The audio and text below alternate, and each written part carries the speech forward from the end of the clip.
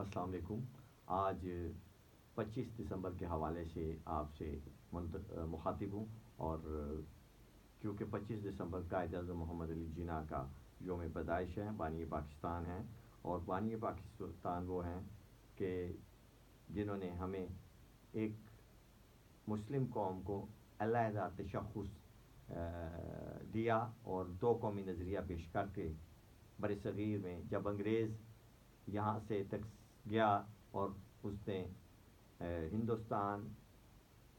جس کو کہ ہندو چاہتے تھے کہ ہم ایک اکھنڈ بھارت رکھیں، لیکن دو قومی نظریہ جو کہ قائد اعظم نے پیش کیا تھا، ان کی وجہ سے ہم لوگ آج اپنے ملک میں آزادانہ زندگی گزار رہے ہیں، اور یہ ایک بہت بڑا قائد اعظم کا کارنامہ تھا اور معجزہ تھا۔ میں تو اس کو کہوں گا کہ آج کے اس دور میں اس حالات و واقعات جس سے پاکستان پچھلے 71 برس سے گزر رہا ہے، اس میں کئی اپ اینڈ ڈاؤنز آئے، اور ایک ہماری بدقسمتی یہ رہی کہ قائد اعظم 11 ستمبر 1948 کو ہم سے جدا ہو گئے۔ اگر ہماری لیڈرشپ زیادہ عرصے تک ہمارے ساتھ رہتی اور ملک میں ترقی کے لیے قائد اعظم اور لیاقت علی خان کا ایک جو کہہ لیں جوڑی کہہ لیں، ایک جو کمبینیشن تھا وہ قائم رہتا، تو ہمارے ملک میں ایک بہترین انتظامی اور ہر لحاظ سے آئینی اور ڈھانچہ جو ہے وہ قائم ہوتا، آئین ہمارا مستحکم ہوتا۔ اور آپ دیکھ لیں کہ جو پہلی ہماری منتخب اسمبلی تھی پاکستان کے بعد، اس میں قائد اعظم نے جو سب سے زیادہ سیٹیں اور اپنی کابینہ میں دیں وہ غیر مسلموں کو دی، حتیٰ کہ ہمارا جو مذہبی امور کا قلم دان تھا وہ جوگندر ناتھ منڈل کے پاس تھا۔ اب اندازہ لگائیں کہ قائد اعظم کتنے مساویانہ حقوق ان کے ذہن میں تھے اپنی اقلیتوں کے حوالے سے، وہ کتنے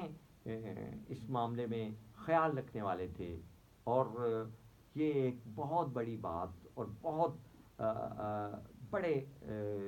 جو لیڈر ہوتے ہیں ان کا یہ وصف ہوتا ہے، اور میں سمجھتا ہوں کہ ایسا ہی وصف ہمارے نبی محمد صلی اللہ علیہ وسلم کے اندر تھا، جنہوں نے اکیلے تن تنہا مکہ میں 10 سال 13 سال گزارے اور ایک نئی ریاست کا پیغام دیا اور نئی ریاست وجود میں لائے۔ اسی طرح قائد اعظم نے برصغیر میں کفار میں رہتے ہوئے ہمارے لیے، مسلمانوں کے لیے ایک علیحدہ ملک ایک حاصل کیا، جس کا کہ منشور تھا کہ پاکستان کا مطلب کیا، لا الہ الا اللہ محمد رسول اللہ۔ آج قائد اعظم کی سالگرہ ہے، اور میں چاہوں گا کہ میں پوری قوم کو اس حوالے سے یاد دہانی کرواؤں، کیونکہ ہم اپنے قائد کے فرمودات کو بھول چکے ہیں، ان کے خیالات اور ان کی تقاریر اب میرے خیال میں کسی بھی نیشنل لیول کے نہ چینل پہ آ رہی ہیں نہ نجی چینل پہ آ رہی ہیں۔ انہیں ہمیں ریوائیو کرنا ہے، چونکہ ہم نے اپنی نئی نسل کو اپنے اسلاف کے ساتھ ان کا تعارف کروانا ہے، جو کہ ہم بھول چکے ہیں اور بھول رہے ہیں۔ اور آج کے دور میں جو یہ نئی تبدیلی آئی ہے، اور حکومت پاکستان اور وزیر اعظم پاکستان نے ایک بہت بڑا قدم اٹھایا ہے، اور وہ یہ کہ کرتارپور کا جو لانگا ہے اس کو کھول دیا گیا ہے، اور یہ ایک بہت بڑا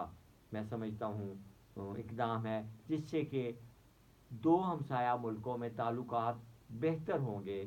اور ایک دوسرے سے محبت اور جو ہے پیار وہ بڑھے گا۔ اور اس میں سمجھتا ہوں جہاں تک تعلق ہے، وہ مشرقی پنجاب کے جو لیڈر ہیں، خاص طور پر ان کے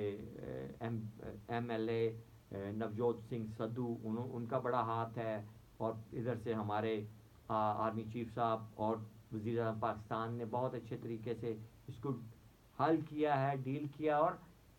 وزیر اعظم نے اپنی پہلی تقریر میں کہہ دیا تھا کہ اگر آپ ایک قدم بڑھائیں گے تو ہم 2 قدم بڑھائیں گے، اور جو یہ عمل ہوا یہ 2 قدم نہیں، یہ تو 10 قدم ہم آگے بڑھ گئے ہیں۔ اور اب اس طرف یہ کوٹ ان کے کوٹ میں ہے ہماری گیند. اور